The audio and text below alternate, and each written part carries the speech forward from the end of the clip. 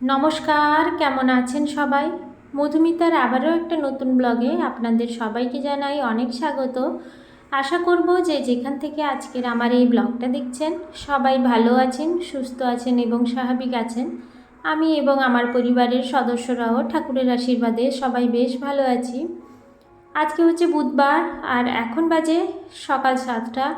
আজকের এখন থেকেই আমি আপনাদেরকে সঙ্গে নিয়ে আমার আজকের এই দিনটা শুরু করছি। সকালবেলা ঘুম থেকে উঠে ঘরের দরজা জানলা যেগুলো ছিল ওগুলো তো খুলে দিয়েছি। তারপরে রান্নাঘরটাকে একটু মুছে পরিষ্কার করে নেব, কারণ এরপরেই রান্নাবান্নার জন্য আসতে হবে। রান্নাঘরটা অগোছালো হয়ে থাকলে যখন রান্না করতে আসব তখন কিন্তু ভীষণই অসুবিধার মধ্যে পড়তে হবে। সেই জন্য আগেভাগে একটু গুছিয়ে নিলে তখন আর কাজে তেমন কোনো অসুবিধে হবে না। আর গ্যাস ওভেনটা গতকালকে রাত্রে যে রুটি করেছিলাম, তো এই কাঁচের গ্লাস ওভেনের উপরে লেখা আছে যে গরম অবস্থায় ওর উপরে কোনো ভিজে কাপড় ইউজ করতে না। তো সেই জন্য আমি হালকা করে শুকনো কাপড় দিয়ে মুছে দিয়ে গেছিলাম। তারপরে সকালে এসে দেখছি আটার গুঁড়োগুলো এখনও পড়ে আছে। তো সেই জন্য একটা কাপড় ভিজিয়ে ভালো করে ওটাকে মুছে পরিষ্কার করে নিয়েছি। তারপরে এই যে সকালবেলা ঘুম থেকে ওঠার পরে কেন জানি না একটু শরীরটা ম্যাজম্যাজ করছে, বা কোনো কাজেই যেন ঠিক মতো মন বসছে না। তাই ভাবলাম যে একটু লিকার চা খেলে যদি শরীরটা একটু ভালো লাগে, তো সেই জন্য একটু চা আর দুটো বিস্কিট দিয়ে খেয়ে নেব।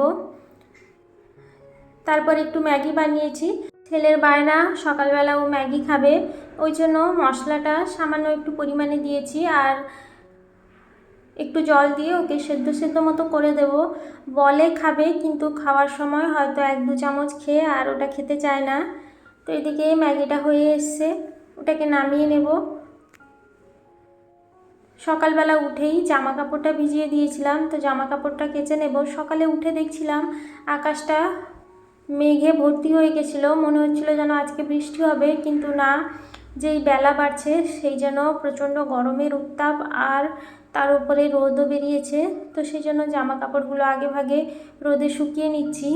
আর সেই দুপুরবেলা করে এই ছাদের উপর এসে জামা কাপড়গুলো তুলতেও প্রচুর কষ্ট হয়, সে যেন মনে হয় মুখ হাত পা সব যেন পুড়ে যাবে। আর খালি পায়ে তো ছাদে আসাই যায় না।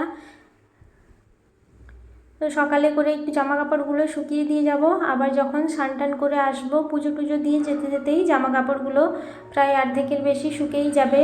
আর যেগুলো শুকাবে না ওগুলো তুলে নিয়ে নিচে বারান্দায় শুকিয়ে দিলে সুন্দর বিকেলের মধ্যে শুকিয়ে যাবে।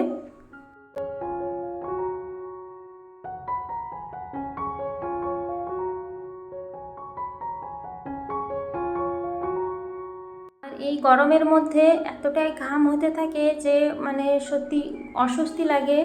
আর রান্নাঘরে যেতে যেন আরও বেশি গরম লাগে, কারণ ওই গ্যাসের সামনে দাঁড়িয়ে রান্না করা, তার উপরে রান্নাঘরের তো জানলা দিয়ে ওরকম হাওয়াও ঢোকে না যে একটু রান্নাঘরের পরিবেশটা একটু ঠান্ডা ঠান্ডা হবে। ওই গরমের মধ্যে রান্না করতে কিন্তু ভীষণই অসুবিধে হয়।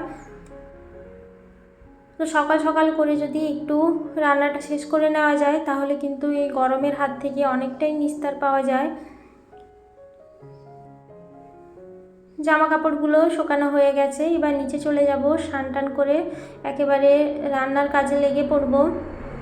তো মাঝখানে অনেকটা সময় চলে গেছে, স্নান করে ঠাকুর পুজো দিয়ে সোজা চলে এসেছি রান্নাঘরে। ছেলেকেও তো আগে খাইয়ে দিয়েছিলাম। তো এদিকে একটু আলু আর কুঁদরি তরকারি বানাবো। কালো জিরে কাঁচা লঙ্কা ফোড়ন দিয়েছি, আর এর মধ্যে একটু পোস্ত বাটা দেব, তাহলেই হয়ে যাবে। একটু ভালো করে ভেজে নিলে তারপরে জলটা দিলে খুব ভালো হয়, টেস্টটাও খুব ভালো লাগে। ভাজা হয়ে গেছে, এবার ওর মধ্যে সামান্য পরিমাণে জল দিয়েছি আর একটু জিরে গুঁড়ো দিয়েছি আর পোস্ত বাটা একটু দিয়ে এবার এইভাবে মাখো মাখো করে নামিয়ে নেব। ডালের সঙ্গে কিন্তু খেতে বেশ ভালো লাগে। সবজিপাতি যদি একটু মুখরোচক করে রান্না না করা হয় তাহলে কিন্তু খেতে বাড়ির সদস্যরা তেমন চায় না। বাড়ির সদস্যদের কথা মাথায় রেখে একটু সেইভাবে রান্না করলে সবজিপাতিগুলো দেখি সবাই বেশ ভালোভাবে খেয়ে নেয়। তো এদিকে আরেকটা বানাবো পুঁই শাক আলু বেগুন উচ্ছে দিয়ে একটা তরকারি। গরমে তো প্রত্যেক দিন তেতো না হলে যেন মুখের ভাত ঠিক ভালো লাগে না। সবজিটা প্রথমে একটু ভেজে নিয়ে তারপরে শাকগুলো দিয়ে দেবো। এতে যদি আরও চিংড়ি মাছ দিয়ে রান্না করা যায় তাহলে কিন্তু খেতে আরও অসম্ভব ভালো হয়, কিন্তু নিরামিষেও খুব একটা খারাপ হয় না। শাকটা দিয়ে এভাবে ঢেকে রেখে দেবো কিছুক্ষণ। এই যে দেখুন হয়ে গেছে, এবার এটাকেও নামিয়ে নেব। বন্ধুরা, আমার ব্লগ যদি আপনাদের ভালো লেগে গিয়ে থাকে তাহলে আপনাদের কাছে আমি অনুরোধ জানাবো আমার চ্যানেলটিকে সাবস্ক্রাইব করে আমার পাশে থেকে যাওয়ার জন্য। আর যারা যারা এখনও পর্যন্ত আমার চ্যানেলটিকে অলরেডি সাবস্ক্রাইব করেই ফেলেছেন তাদের প্রত্যেককে আমি জানাবো অসংখ্য ধন্যবাদ। আপনারা এভাবেই আমার সাথে থাকুন, পাশে থাকুন, যাতে আমি আমার লক্ষ্যে এবং সফলতার দিকে এগিয়ে যেতে পারি। আর এদিকে একটু বড়া বানিয়ে নিচ্ছি, মানে এটা হচ্ছে মসুরির ডাল করেছিলাম, তো সেই ডাল একটু ভেজানো ছিল, ওই ডালের একটু বড়া বানাবো। ছেলে আমার এই বড়া খেতে ভীষণ পছন্দ করে, যেদিন একটু নিরামিষ রান্না হয় তার জন্য এই বড়াটা বানিয়ে দিলে ও ভীষণই আনন্দ মনে খেয়ে নেয়। তো শুধু ওর জন্য কেন বানাবো, ভাবলাম যে আর বাদ বাকি সদস্যদের জন্য বাড়ির বানিয়ে নিই।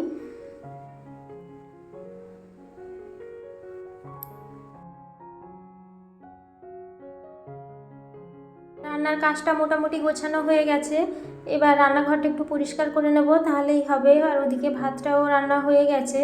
আর মাঝে মাঝে এইভাবে ক্যামেরাটা আমার ছেলে এসেই নাড়িয়ে দিচ্ছে, মানে ও স্ট্যান্ডটা ট্রাইপডটা শুধু বারবার হাত দিয়ে নাড়িয়ে দিচ্ছে, আর এতবার ধরে ওটাকে নাড়িয়েছে যে আমি ওটাকে এডিট করেও আর পারছি না।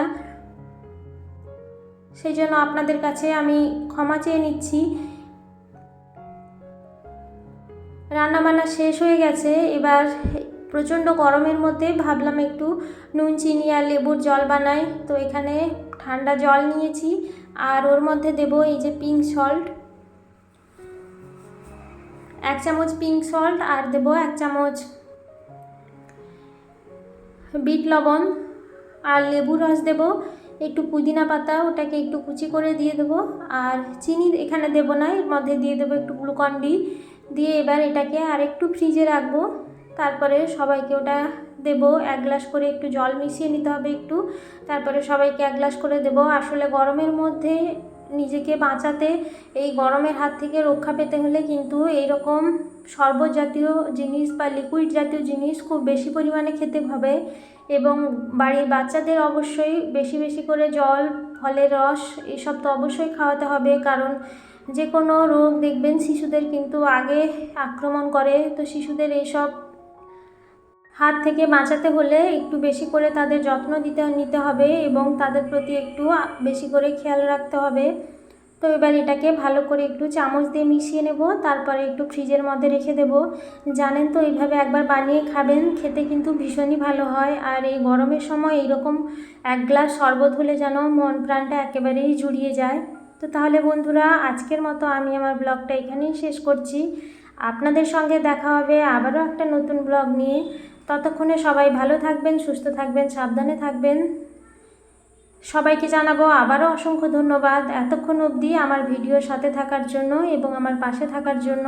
সবাই আমাকে এইভাবেই সাপোর্ট করুন যাতে আমি খুব সহজেই সফলতার দিকে এগিয়ে যেতে পারি। সবাইকে জানাবো অসংখ্য ধন্যবাদ।